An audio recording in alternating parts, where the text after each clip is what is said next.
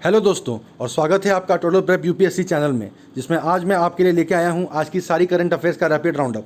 जी हाँ दोस्तों, the Hindu, Indian express, PIB और भी दूसरी सोर्सेज से वो सारी करंट अफेयर्स न्यूज़ जो कि यूपीएससी प्रीलिम्स और इसी तरह के एमसीक्यू बेस्ड एग्जाम्स के लिए इंपॉर्टेंट है। साथ ही साथ स्टैटिक के वो पोर्शंस जो इन न्यूज़ के करंट अफेयर्स में आने की वजह से अब रेलिवेंट हो गए हैं, उन सबको फटाफट कवर करते हुए हम आज के करंट अफेयर्स का एक रैपिड राउंडअप करेंगे आने वाले 15 से 20 मिनट में। ठीक है, तो चलिए देखते हैं। मेरी फ्रंट पेज पे आपको एक बुक दिख रही होगी। आज कोई एग्जाम के पॉइंट ऑफ व्यू से इंपॉर्टेंट इंटरनेशनल डे नहीं था, तो मेरी excellent books for an awesome life series में मैं आज सेकंड बुक लेके आया हूँ, जो कि एटॉमिक हैबिट्स नाम इस बुक का नाम है। ठीक है, इस बुक के बारे में आप यहाँ पर फ्रंट स्क्रीन पर देख सकते हैं। दोस्तों, हैबिट एक ऐसी चीज़ है, आप हैबिट वर्ड को ही देखिए। Even if you remove the H, a bit remains.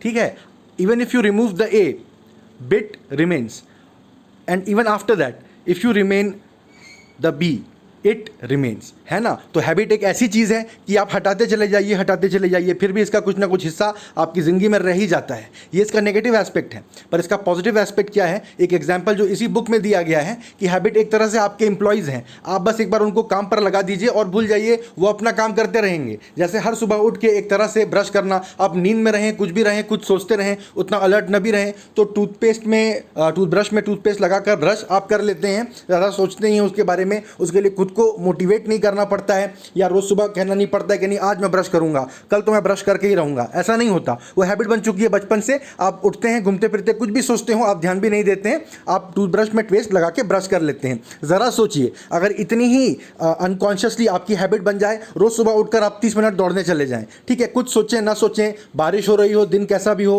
आपका मूड अच्छा हो खराब हो, रोज आपकी सुबह उठ के 30 मिनट दौड़ने की हैबिट बन जाए, आपकी लाइफ में कितना रेडिकल ट्रांसफॉर्मेशन आ जाएगा। जर्नलिंग अनदर कीस्टोन हैबिट, एक ऐसी कीस्टोन हैबिट है जर्नलिंग। अपने थॉट्स को, अपने प्लान्स को नोट डाउन करना, अपने गोल्स को नोट डाउन करना, अपने फ्यूचर को विजुअलाइज करना नोट डाउन करके। ये अगर आपकी हैबिट बन जाए, मान लीजिए ज़्यादा सोचना ना पड़े, रात को सोने के पहले आप 10 मिनट बैठ के जर्नलिंग कर लें आउट ऑफ हैबिट एक तरह से, तो कितनी आपकी लाइफ में रेडिकल ट्रांसफॉर्मेशन आ सकता है। ठीक है, तो ये और इस तरह की और बहुत सारी बातें इस बुक में दी गई हैं। जिनके पास टाइम है वो आसानी से ये बुक परचेस करके पढ़ सकते हैं। बाकी जो बुद्धिमान लोग हैं वो जानते हैं कैसे इंटरनेट में बिना परचेस किए पीडीएफ निकाल के भी पढ़ा जाता है। वैसे सिंपली इसको गूगल करेंगे आप एटॉमिक हैबिट्स पीडीएफ, तो आपको फ्री पीडीएफ इसका मिल जाएगा। जिनके पास टाइम कम है, इतनी लंबी बुक्स पढ़ने का जिनके पास पेशेंस नहीं है, उनके लिए भी यूट्यूब पे आप जाके सर्च करिए एटॉमिक हैबिट्स ऐसा करके, तो उसमें एटॉमिक हैबिट्स समरी, तो उसमें समरी वीडियोस जिसमें एनिमेशन के जरिए बढ़िया से समझाया गया है। 10 मिनट 15 मिनट में पूरी बुक की जो की लर्निंग्स है वो बताई गई हैं, वो आप जाके देख सकते हैं। ठीक है, तो चलिए और ज़्यादा टाइम वेस्ट न करते हुए चलते हैं आज की हमारी पहली न्यूज़ पर।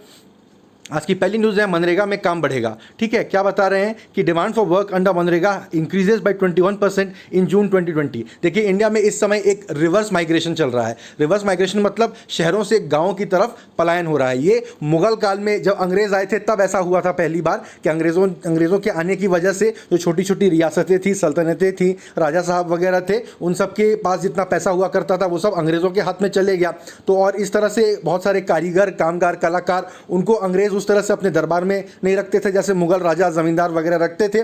तो शहरों से गांव में लोग पहुंच गए थे। 1857 की क्रांति का एक कारण ये भी था, जमीन पर दबाव बढ़ गया था। जो लोग हिस्ट्री को ध्यान से पढ़े हैं, ये तो खैर सभी यूपीएससी एस्पिरेंट्स ने पढ़ के रखा होगा कि 1857 के रिवोल्ट में क्या क्या रीजन थे। उसमें एक रीजन ये था। देखिए, उसके बाद उसी तरह की ये घटना अब हो रही है, रिवर्स माइग्रेशन हो रहा है, शहरों से लोग गाँव की तरफ जा रहे हैं। तो ये तो मतलब आप समझिए कि शुक्र है कि आज से 10-12 साल पहले गाँव में एम्प्लॉयमेंट प्रोवाइड करने के लिए एक स्कीम हमने पहले से इंस्टॉल करके रखी हुई है, जो कि साल में 100 दिन और ट्राइबल एरियाज में 150 दिन एक तरह से वर्क गारंटी देती है। या तो उनसे काम कराए जाएंगे, या अगर काम नहीं है तो उस काम के एवज में जो पैसा है वो ऐसे ही दे दिया जाएगा। ठीक है, तो मनरेगा में जो हितग्राही हैं, जो लाभार्थी हैं, जब उनकी तादाद बढ़ जाती है, उससे हमें पता चलता है, एकदम श्योर शॉट आंकड़ा है कि गाँव में आने वाले लोगों की तादाद बढ़ गई है।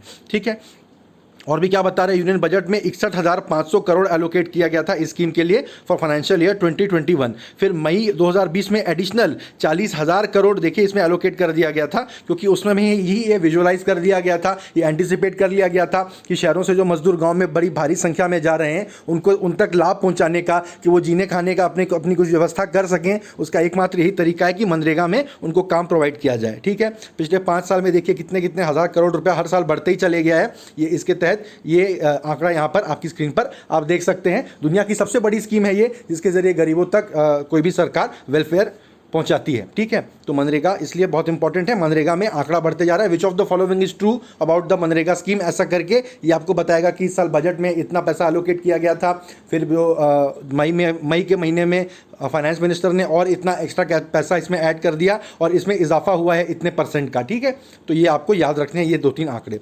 Moving on to the next news, एक वैक्सीन और। ठीक है, एक वैक्सीन और है। कल मैंने आपको कोवैक्सीन के बारे में बताया था, आज हम फिर कोवैक्सीन के बारे में एक और न्यूज़ जानेंगे आने वाली स्लाइड्स में। पहले यहाँ देख लेते हैं कि कोवैक्सीन के बाद DGCI ने ह्यूमन क्लिनिकल ट्रायल्स के लिए एक और वैक्सीन को अप्रूवल दिया है। याद रखिए, कोवैक्सीन और ये जो आज जिस वैक्सीन की हम बात करेंगे कैडिला हेल्थ केयर वाली, उन सबको ह्यूमन क्लिनिकल ट्रायल्स के लिए अप्रूवल मिला है।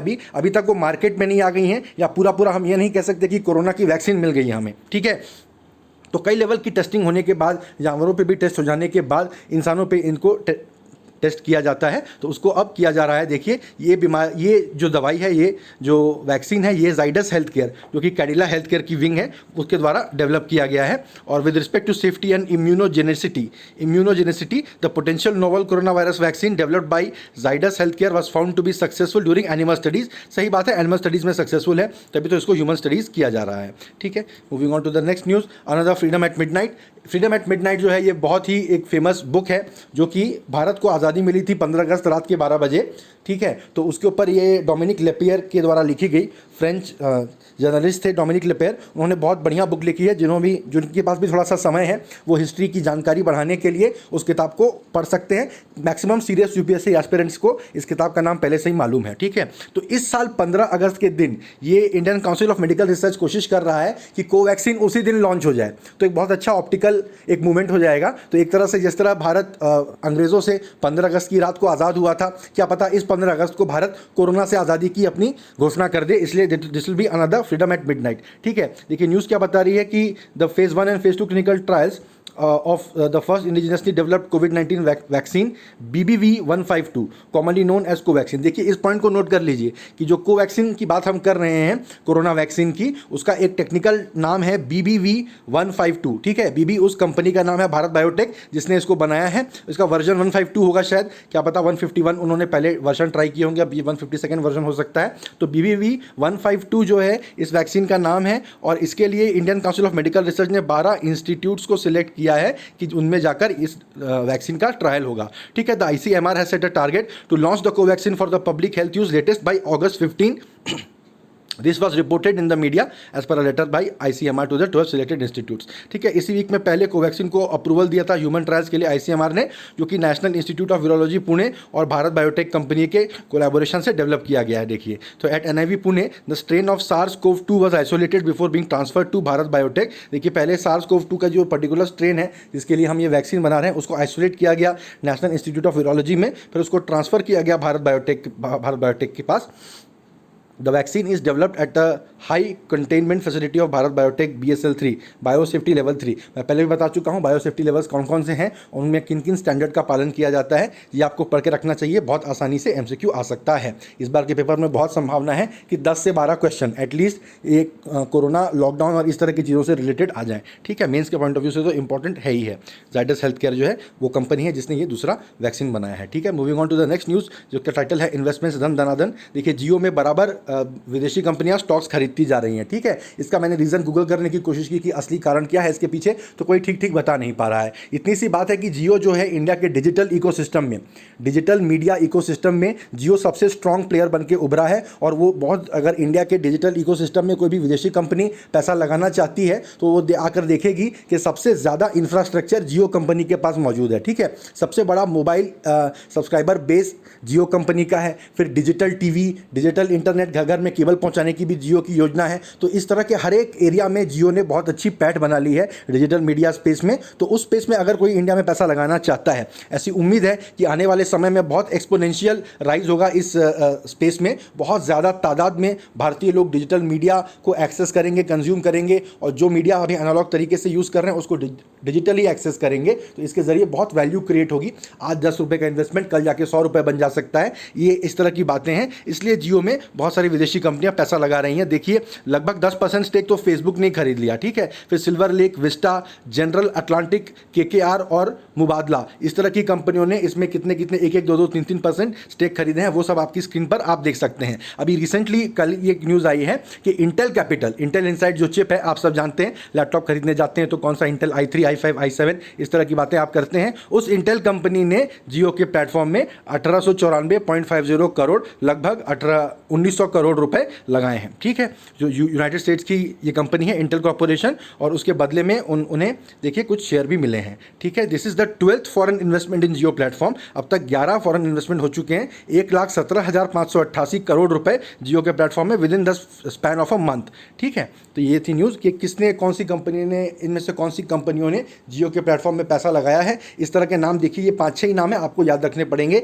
फेसबुक और इंटेल तो आपको याद रहेगा, केकेआर भी शायद वो आईपीएल की टीम से आपको याद रह जाए, लेकिन बाकी नाम मुबादला, विस्टा, सिल्वर लेक, ये सब आपको याद रखने पड़ेंगे। बीच में कोई एप्पल वगैरह का नाम आ जाए तो आपको कहना है कि नहीं, उन्होंने इन्वेस्ट नहीं किया है, ठीक है। Moving on to the next news about the Jal Jeevan Mission. Jal Jeevan Mission एक बहुत ही इंपॉर्टेंट गवर्नमेंट की स्कीम है इस बार के लिए। बिल्कुल इस पर एक एमसीक्यू आने ही वाला है, बिल्कुल इस पर आप पूरी डिटेल पढ़ के रखिए, ठीक है। जल Jeevan mission basically rural areas में, गाँव के एरिया में पीने के पानी के लिए ये मिशन चलाया जा रहा है, ठीक है। इसमें आज की न्यूज़ ये बता रही है कि लॉकडाउन के दौरान भी 19 लाख घरों के अंदर FHTC, ठीक है, functional household tap connection, ये एक्रोनिम याद रखिए, FHTC functional household tap connection provide किया गया लॉकडाउन के बीच में भी 19 लाख घरों तक। उसी से आप समझ सकते हैं कि सरकार इस योजना को कितना ज़्यादा महत्व दे रही है, कितना इंपॉर्टेंस दे रही है, ठीक है। जल जीवन मिशन के बारे में देखिए, छोटा पैराग्राफ दिया है कि the central government has set a target to provide every rural household in the country with the facility of functional household tap connection FHTC of water by 2024। यानी ग्रामीण इलाकों में रहने वाले हर घर में 2024 तक घर के अंदर एक नल होगा, औरतों को जाकर के पानी भर के नहीं आना पड़ेगा। ये अगर स्कीम सही में लागू हो जाती है, सही में ऐसा हो जाता है 2024 तक के औरतों को कुएं से दूर से कहीं जाके सर पे घड़े रख रख के पानी भर भर के दिन में कई बार नहीं लाना पड़ेगा, तो ये अपने आप में एक बहुत बड़ी सामाजिक क्रांति कहलाएगा। क्योंकि हमारे देश में एक मतलब आइकॉनिक इमेज है कि बहुत सारी औरतें लाइन से अपने सर पे 2-3 मटके लेकर के पानी लेकर के आ रही हैं गाँव से। आपने कई फिल्मों में, कई एड्स में, अमूल के एड्स में अक्सर आता था, इस तरह की विजन को आपने देखा होगा, विजुअल्स को देखा होगा। अगर इस तरह से हर एक घर में नल पहुंच गया तो भारत में एक बहुत बड़ी सामाजिक क्रांति होगी। हमारे हजारों सालों के इतिहास में पहली बार महिलाओं को हम इस बोझ से मुक्त कर देंगे। और जाहिर सी बात है कि जो राजनीतिक पार्टी या जो राजनीतिक नेता इस कार्य का श्रेय ले सकेंगे, उन्हें बहुत भर भर के वोट भी मिलेंगे, ठीक है। इसलिए सरकार इसमें बहुत ज़्यादा फोकस कर रही है। और नरेंद्र मोदी जो है इसके बारे में, ये लॉन्च किया था उन्होंने 73rd independence day of India on 15 अगस्त 2019 को, ठीक है। इसमें जो एक जल जीवन मिशन के बारे में आपको पूरा डिटेल पढ़ के रख लेना चाहिए। एक इंपॉर्टेंट बात मैं आपको बता देता हूं कि सेंट्रल और स्टेट गवर्नमेंट जो है 50-50 इसके कॉस्ट को शेयर करेंगे, एक्सेप्ट नॉर्थ ईस्टर्न और हिल स्टेट्स, जहां 90:10 का रेशियो होगा। 90% सेंट्रल गवर्नमेंट और 10% स्टेट गवर्नमेंट। साथ ही साथ यूटीज विद एन असेंबली, वो भी 10% कॉस्ट शेयर करेंगे, Delhi and Pondicherry plus JNK right now. और उसके बाद जो union territories without an assembly हैं, जैसे लद्दाख, अंडमान, लक्षद्वीप, चंडीगढ़ वगैरह, वहाँ पर सेंट्रल गवर्नमेंट 100% इस स्कीम का कॉस्ट बियर करेगी, ठीक है। इसके लिए एस्टिमेटेड क्या बता रहे हैं कि 3.5 लाख करोड़ रुपया स्पेंड किया जाएगा हर घर में FHTC पहुँचाने के लिए, ठीक है। FHTC बहुत इंपॉर्टेंट टर्म है, ये तो सीधा सीधा आपसे किसी ना किसी एग्जाम में पूछ लिया जाएगा FHTC का क्या मतलब है, ठीक है। Moving on to the next news. Nagar Van Yojana जो है, जो कि अभी पर्यावरण दिवस पर लॉन्च की गई थी, जिसमें भारत में 200 अर्बन फॉरेस्ट क्रिएट किए जाएंगे, इस तरह का टारगेट रखा गया था। तो देखिए इसकी शुरुआत हो गई है। CAG office, controller and auditor general का जो ऑफिस है, वहाँ पर एक नगर वन स्थापित किया जा रहा है, ठीक है। उसका उद्घाटन प्रकाश जावड़ेकर जी, जो हमारे union minister for environment, forest and climate change हैं, उनके द्वारा किया गया है, ठीक है। तो इसमें the success of the scheme depends on people's participation, community responsibilities of government departments and collaboration between the corporates, NGOs, forest departments etcetera, ठीक है। तो ये बात है। देखिए आज की ये आखिरी जो स्लाइड है, टिडबिट्स, जो छोटी छोटी न्यूज़ मैं आपके लिए लेके आता हूँ, जो कि इतनी छोटी है कि कोई भी उसे मिस कर जा सकता है, पर इससे ज़रूर MCQ बन सकते हैं एग्जाम में। तो वो टिडबिट्स मैं आपके लिए लेके आया हूँ। देखिए सबसे पहला टिडबिट आज का है कि Indian railway creates another record, operates 2.8 kilometre long train Sheshnag. देखिए बहुत लंबी ट्रेन भारतीय रेल ने चलाई है, उसका नाम शेषनाग रखा है। मैं कई बार कह चुका हूँ, संस्कृत और हमारी इंडियन हिंदू माइथोलॉजी के बारे में जिन लोग जानते हैं तो उनको कई सारे इस तरह के आंसर्स पकड़ में आ जाएंगे एग्जाम में। गवर्नमेंट की स्कीम, गवर्नमेंट डिपार्टमेंट के नाम, प्रोजेक्ट्स के नाम, उनके नाम इसी तरह से मिथोलॉजी से उठाए जाते हैं, तो आपको थोड़ा थोड़ा आइडिया हो जाएगा क्या है। शेषनाग जो है हज़ारों फन वाले वो नाग हैं जिनके ऊपर कहते हैं कि धरती रखी हुई है या भगवान विष्णु सोए हुए हैं, तो शेषनाग जाने ही जाते हैं इतने लंबे साइज़ के लिए। ठीक है, तो लंबी ट्रेन का नाम क्या रखा गया है, ये अगर आप इंटेलिजेंट गेसिंग करने की कोशिश कर रहे हैं, एलिमिनेट करने की कोशिश कर रहे हैं, तो आप उसी समय समझ जाएंगे कि ये शेषनाग नाम से रखा होगा। खैर अब तो मैंने आपको बता दिया, आपको गेस करने की ज़रूरत नहीं है। सबसे लंबी ट्रेन जो भारतीय ट्रेन चला रही है भारतीय रेलवे, उसका देखिए लेंथ भी देख लीजिए 2.8 किलोमीटर लंबी है और उसका नाम शेषनाग रखा गया है। ठीक है, दूसरा टिडबिट आज का है कि देखिए यूएस की नासा की लूनर रिकॉनेसेंस ऑर्बिटर स्पेसक्राफ्ट है। ठीक है, लूनर रिकॉनेसेंस ऑर्बिटर, इन वर्ड्स की मीनिंग अगर आपको पता हो उसी से आप समझ जाएंगे कि यहाँ पे क्या हो रहा है। लूनर यानी related to the moon, Latin भाषा में लूना मून को कहते हैं। ठीक है, और रिकॉनेसेंस जो है इस वर्ड का मतलब होता है जासूसी, एक तरह से आप कह सकते हैं। ठीक है, और ऑर्बिटर तो जो ऑर्बिट में घूम रहा है, तो बेसिकली ऐसा स्पेसक्राफ्ट है जो मून के इर्द गिर्द घूम रहा है, मून की जासूसी करने के लिए, एक तरह से मून पे डेटा कलेक्ट करने के लिए। ठीक है, उससे जो डेटा आया है ये उसमें एक कई इंस्ट्रूमेंट रहते हैं इस तरह के स्पेसक्राफ्ट्स पर, उसमें एक इंस्ट्रूमेंट है मिनिएचर रेडियो फ्रीक्वेंसी इंस्ट्रूमेंट। ठीक है, मिनी आरएफ कहते हैं। तो मिनिएचर, इसमें भी नाम से समझ में आ रहा है ये क्या चीज़ है। ये छोटा सा रेडियो फ्रीक्वेंसी भेजता है, वो जब वापस आता है तो उसको स्टडी करता है और उससे पता चलता है कि बीच में कौन सी फ्रीक्वेंसीज वहाँ पे अब्जॉर्ब हो गई हैं। उससे हम पता कर सकते हैं कि किस तरह का सामान है जिसने हमारी फ्रीक्वेंसी को अब्जॉर्ब कर लिया है। रेडार और सोनार जैसी ये चीज़ है। ठीक है, तो उससे पता ये चला है कि मून के क्रेटर्स में मेटल पाया गया है। पहले हमको जितनी उम्मीद थी उससे कहीं ज़्यादा मेटल है मून के सरफेस में। ये खोज रहे थे कि शायद पानी मिले वहां पर, बर्फ जमी मिले, पर वहां पर उन्हें मेटल मिला। मेटल देखिए कौन सा, आयरन एंड टाइटेनियम मिला है। ठीक है, एमसीक्यू पॉइंट ऑफ व्यू से ये इंपॉर्टेंट है, एग्जाम में पूछ सकता है कौन से मेटल्स पाए गए हैं रिसेंटली, उसमें आयरन और टाइटेनियम आपको मेंशन करना है। किसके द्वारा मिला है, लूनर रिकॉनेसेंस ऑर्बिटर के द्वारा मिला है। ठीक है, और देखिए लास्ट लाइन इसमें क्या लिखा है, drawing a clearer connection between earth and moon. अब अर्थ और मून के बीच में कनेक्शन खोजने की क्या जरूरत है। तो जनरली कोई भी किसी भी प्लैनेट का जो एक तरह से सैटेलाइट होता है, नेचुरल सैटेलाइट होता है, वो कहीं ना कहीं उस प्लैनेट से ही निकला होता है। ठीक है, तो हम सब ये अज्यूम करके चलते हैं कि मून अर्थ से ही निकला है, लेकिन ये उतना ज़्यादा भी क्लियर कट मामला नहीं है। ऐसा माना जाता है कि पैसिफिक ओशन में जो मैरियाना ट्रेंच है, जो धरती की सबसे ज़्यादा गहरी जगह है, वहीं से मून निकल के गया है, ऐसा माना जाता है। पर ये 100% श्योर शॉट हम इस बात को लेकर नहीं है। अगर होते तो ये लाइन नहीं लिखी होती यहाँ पर कि और ज़्यादा क्लियर कनेक्शन मून और अर्थ के बीच में इस्टेब्लिश हो रहा है। ठीक है, तो यानी ये इस तरह की भी बात है, कभी भी आप आंसर राइटिंग वगैरह में इस पॉइंट को ध्यान में रख सकते हैं। ठीक है, और आज का आखिरी जो पॉइंट है वो ये है कि फ्रांज काफ्का बहुत ही प्रसिद्ध लेखक और विचारक हैं। इनकी फिलॉसफी ने दुनिया भर में बहुत ज़्यादा, आधुनिक समय में बहुत ज़्यादा एक इम्पैक्ट डाला है। कई चीज़ों को काफ्का एस्क कहा जाता है, काफ्का ESQE। ठीक है, अगर कहीं पर भी एकदम ओपन में धांधली हो रही है, सरकार किसी के साथ गलत कर रही है, जबरन उसको फंसाया जा रहा है, सरकार या यूनिवर्सिटी फंसा रही है, कोई एजेंसी फंसा रही है किसी को, तो कहा जाता है कि ये मामला काफ्का एस्क लग रहा है। ठीक है, फ्रांज काफ्का जर्मन लेखक हैं। इनके बारे में आप विकिपीडिया पेज पे इनका जाके पढ़ सकते हैं। इनकी प्रसिद्ध किताब है Metamorphosis, the Trial, the Judgement. ठीक है, इस तरह की चीज़ें इनके ऊपर कई, इनकी बुक्स के ऊपर कई फिल्में भी बनी हैं। तो इनके बारे में जो भी जानकारी आप अपनी बना के रखेंगे तो मेंस में, आंसर राइटिंग में, ऐसे राइटिंग में, इंटरव्यू वगैरह में आप इनका नाम, इनकी बातों को कोट कर सकते हैं। बहुत ही ज़्यादा, जैसे ही आपने काफ्का का नाम लिया, सामने वाला अगर काफ्का को नहीं जानता है तो बहुत ही ज़्यादा आपसे इंप्रेस हो जाएगा, और अगर जानता है तब तो सच में इंप्रेस होगा कि सामने वाला काफ़ी एक पढ़ा लिखा व्यक्ति है। ठीक है, तो गाइज थैंक यू। ये थी आज की करंट अफेयर्स की कवरेज। मुझे उम्मीद है कि मेरा अप्रोच आपको पसंद आया होगा। अगर मेरी वीडियोज़ आपको पसंद आ रही हैं तो मेरी वीडियोज़ को लाइक करिए, मेरे चैनल को सब्सक्राइब करिए, अपने दोस्तों के साथ मेरी वीडियोज़ को शेयर करिए, और कमेंट सेक्शन में मुझे बताइए कि और किस तरह की यूपीएससी प्रिपरेशन से रिलेटेड वीडियोस आप मेरे चैनल पर देखना चाहते हैं। ठीक है, थैंक यू गाइज, मिलते हैं कल।